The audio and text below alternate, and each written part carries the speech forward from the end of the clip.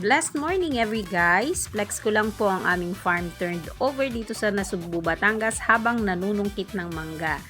Yes po, sold out na po ito at nagpapasalamat po kami sa aming mga mababait na buyers and clients na nagtiwala po sa amin. Ganito po ang aming farm turned over with compacted base course na po siya kaya hindi po siya nagpuputik kahit na po tag-ulan.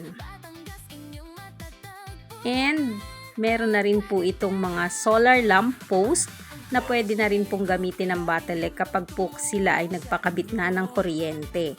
Maliwanag po ang aming farm tuwing gabi. And we are proud to announce na na-release na rin po ang approved lot plan ng ating farm.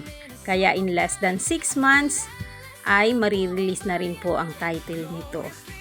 Salamat po ng marami sa lahat ng aming mga buyers and clients. And salamat din sa aking poging asawa na nagsilbing videographer.